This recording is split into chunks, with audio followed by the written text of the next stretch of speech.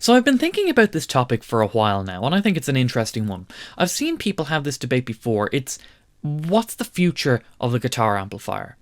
And normally there's two camps. There's either nothing will change or guitar amps are going to be extinct because profilers and modelers are going to take over.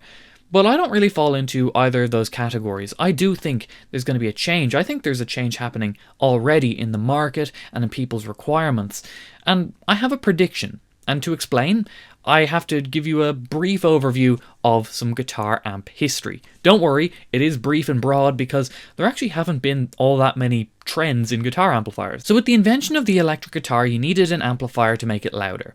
And it only made sense to combine the bits that you needed. You need an amplifier and a speaker to hear sound. So if you combine the two and put them in the one box, you've got all you need. And that combination is referred to as a combo amplifier. And these were the only type of amplifiers available for a time.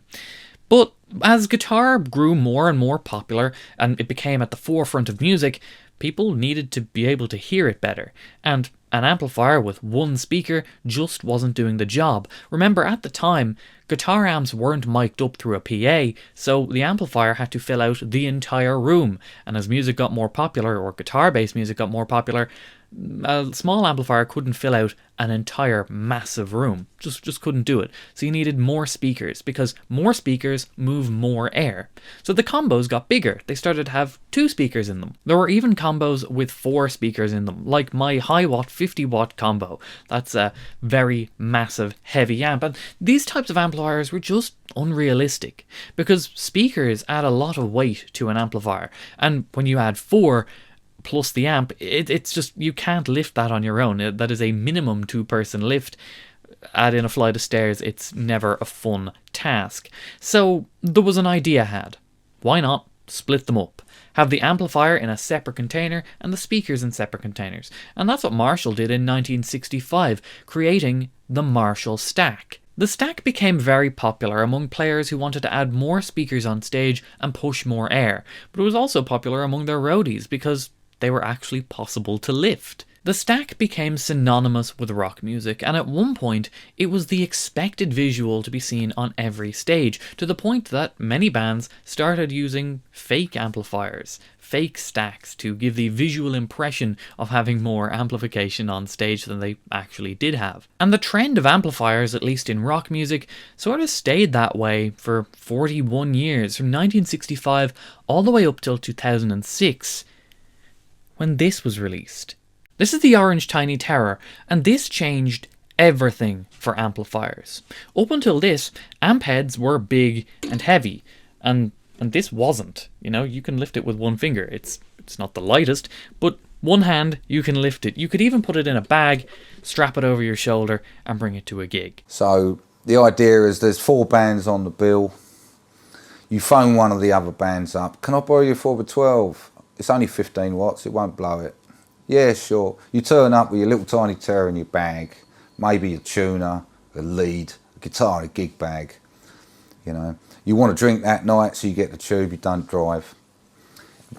You put your little tiny terror on top of this 4x12, turn it up to patent pending, and off it jolly well.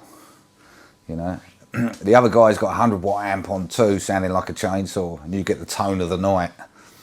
You know, and that was the concept of it for me, you know, is why it was sold in a little gig bag, you know. For the concept to work, it does rely on a speaker cab being available at the places that you're going to, but still, this was significantly more portable than the alternatives. And because of this newfound portability, these became very successful, and with success comes the desire to recreate said success. I struggle to think of an amp brand that hasn't made a Lunchbox style head or just a shrunken down version of their existing heads post Tiny Terror. Maybe Fender didn't, but almost everyone else sort of did. You know, you have Mesa, Marshall, Blackstar, Victory, Vox, Bad Cat, EVH, PRS, the list goes on. Post Tiny Terror success, the Lunchbox head sort of became the new trend in amplifiers, and it sort of still is. It's not uncommon to see an amp brand release a new amplifier and it's in Lunchbox format. So what could possibly change this trend of Lunchbox heads? modelers. Now, modelers aren't necessarily new. In fact, they were around before the Tiny Terror was. They just weren't necessarily very good. Like, some of them were fine, but they weren't amazing. They didn't sound the best. But since then, in the last 20 years, technology has really come on leaps and bounds, and they are essentially little computers in pedal formats or rack formats. Computers have become much more of a thing, and so with that, modeler technology has increased tenfold. With modelers now sounding good and being lighter, and in some cases even smaller than Lunchbox heads, it made a lot of sense for a lot of people to jump over to Axifexes, Kempers, Quad Cortexes, Helixes, Head Rushes, and all the other modelers that are out there. These were some of the most portable guitar rigs that you could get, and for many that was a huge factor. With people living in apartments, for an example, even having a Lunchbox head, you still have to have a cabinet to go with that, and that's just not feasible. So these modelers made a lot of sense. But while that portability factor was initially a really big thing, I'm noticing something different now.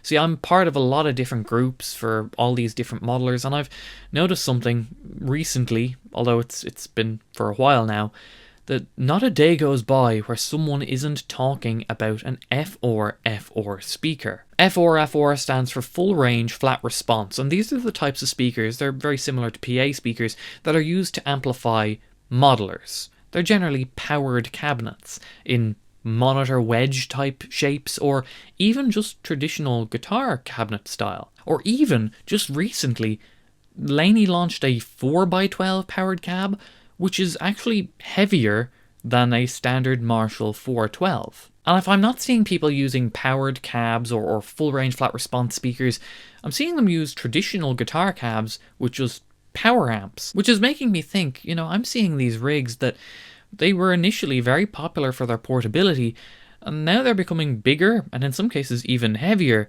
than a traditional standard amp rig. So with that, I have a prediction, and feel free to disagree, but I think within the next 10 years or so, I think combos, specifically 1x12 combo amps, will be the new face of popular guitar amplification. And I've got some reasons why. Here's the points and counterpoints. Now, when combos initially lost their popularity among rock players, it was because, well, they just weren't loud enough. They couldn't fill out a massive venue. Of course they couldn't. But to be fair, that's not a requirement of really any amplifier these days. Because if you are playing a big venue these days, the likelihood is that your amplifier is going to be mic'd up and put through the PA. And for those sort of applications, you don't want the amplifier to be roaring loud because it'll overpower everything. You want a decent mix. Whereas if you, let's say, weren't using a PA, the amplifiers today can be very, very loud in small packages. Just take any Mesa Mark series combo, turn that up if you ever have, you'll know that those can be very loud. So I don't really think that volume or lack thereof is really a problem with a 1x12 combo. They can be very loud, and you probably don't even need them to be as loud as they can be these days. So that's the topic of volume, but what about sound? Because a 1x12 will sound very different to a 4x12, and that's true. But a combo doesn't have to be treated any differently than that of a head. Remember, the whole premise of these was relying on someone else bringing a speaker cab. You can plug a combo in through an external cabinet if there's one there, and it'll work just like an amp head. But if there's no cab there, you have to bring one yourself. With a combo, you don't. And it's also worth mentioning that technology has come a long way. Look at Blackstar, Mesa Boogie, Rev. These combos from these companies all include a cab simulator. So you can plug the amplifier in and have the stage volume with the 1x12 speaker, and you could have a virtual cab sim going to the front of house, so you could have a 4x12 coming out of the PA speakers and your monitor speakers. Now, this may not be for everyone, it may not be ideal or exactly what you want, but one thing's for certain, and that's a virtual 4x12 is significantly lighter than a real one. Okay, but what about weight? Because if we're combining an amplifier and a speaker, things can get heavy. And you'd be right, but there are ways to lighten the load. And I'd like to talk about speaker for a second, because guitar speakers can be quite heavy. They're commonly, or the most common guitar speakers use a magnet. It's called a ferrite magnet. It's also referred to as a ceramic magnet, and it's similar to that you'd find on like the back of fridge magnets. You might know that fridge magnets aren't particularly strong. Ferrite magnets aren't strong in small quantities. So if you need to put 100 watts through a guitar speaker, well, you need it to be strong. And the best way to strengthen it is to add more magnets so it can handle that power. And some of those high-rated power speakers have very, very, very big and heavy magnets on them. But you may have also come in contact with small yet really, really strong magnets. And if you did, there's a likelihood that these were neodymium magnets. It's a different type of magnet which is really, really strong. And because it's so strong, you need less of it to do the same job as a ceramic magnet on a guitar speaker. So these neodymium guitar speakers can be up to half the weight of a standard ceramic guitar speaker. And losing half the weight of a guitar speaker is a considerable amount. It can really lighten up a guitar amp. Now the downside is, these aren't really very popular yet. There really aren't a huge variety like there are for the other types of guitar speakers. Celestion make a handful, Jensen make a few, and that's kind of it. So you are limited in what you can choose for neodymium guitar speakers. But I think, this is a prediction after all, I think in a few years there's going to be more and more to choose from. Okay, but what about looks? Because a combo doesn't look as cool as a stack.